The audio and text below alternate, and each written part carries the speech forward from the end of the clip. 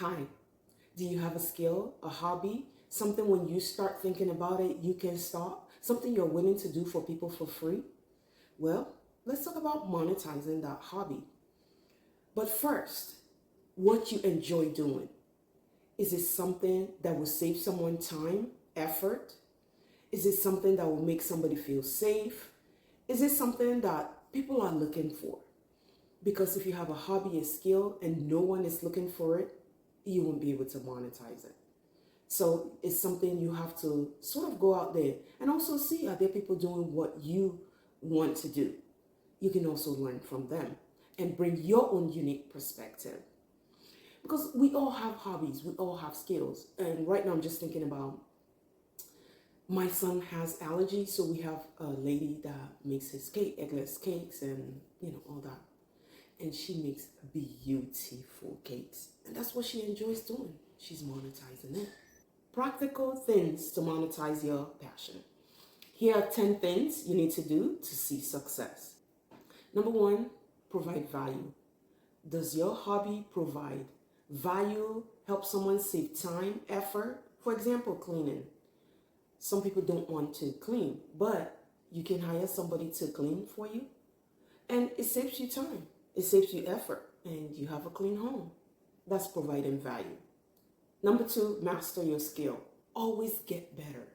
Always look to improve.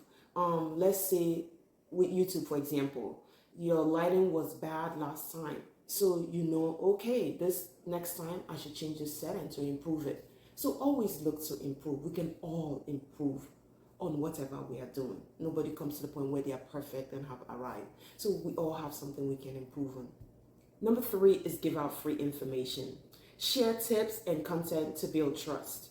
So if I know that somebody is sharing information, they're not gatekeeping it, because some people feel like, I know this, I don't want to share, so I can make the lion's share of the money.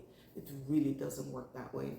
And when people see you are free to share information, they ask questions, you answer, you start building a community and building trust. People start trusting you more because you share information freely. Number five is to be you.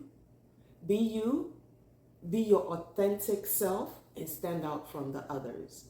So with me, for example, sort of a mellow, I talk, and sometimes it may seem boring. However, it just isn't my personality to come out and say, hi, that's just not me. So if I were to do that, I'm not being my authentic self. So be your authentic self, because again, people can see through that. So be you and bring that unique perspective. Number six is to find your monetization strategy. In other words, are you going to do YouTube? Are you going to do a podcast? Are you going to do subscription? Find what works for you. Just because maybe a podcast works for someone else, it doesn't necessarily mean that's what works for you and that's the way you will monetize. So you have to find a strategy that works for you and then implement. Number six is to create something unique. See how you can make your offering exceptional. See what others are doing and say, what is it you can do to make yours stand out? And it's that standing out from the rest that will draw people to your product or whatever you're offering. Number eight is building a community. Nurture the people that support you.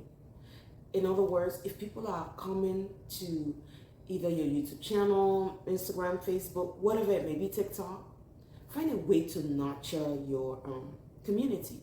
Ask them questions. Ask them, what do you want to see? And then follow through. When they give you suggestions, follow through. If they ask you questions, respond to their questions. Don't ignore them, because that's the biggest way to turn people off, when you ignore them.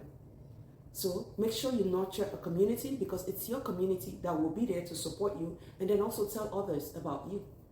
Number 9 is to test, refine, and repeat. So you market, you sell, you repeat, you improve. If you use the marketing strategy initially and it may have worked and you tried it a second time, it didn't work, refine, change. Always be willing to change and try something else. Don't stick to things that are not working, because that's a sure way to take down your business. Number 10 is to just start. So we all do it. Either there's something wrong, there's a bump right here on my face, I can use because of the bump and not shoot. Or it's like, oh, there's something, we are biggest critics. And if you continue like that, you will never start. So the key is just start. Once you start, you'll get better, you'll change things. Just be you. People will accept you for who you are. But if you don't start, you will never monetize, you will never make money, and you will never build a business. Waiting for the perfect time to start, that will never come. I recently heard about Cassandra Wilcox. She was a single mother of 2. She dropped out of high school. She doesn't even have a GED. And she has turned her passion into a multi-million-dollar business. So, and she says if she can do it, anybody can do it. It's just about putting in the work and effort. She was homeless. So many things working against her, but she was resilient and built something from the ground up. So if she can do it, we definitely can do it. But the difference is putting in the time and effort that it takes to build a business. She does say it wasn't always easy, but she stuck with it. And now she's seeing the fruits of her labor.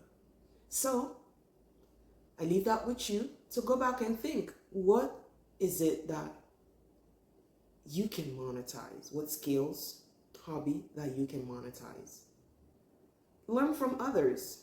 Do your research. And then execute. If you never start, nobody will ever know you were there. So ask yourself, what impact will I make to turn my passion into a business? And how will it affect people? If you want to learn more ways to make money, save money, manage your money, hit the subscribe button, and I'll see you next time. Bye.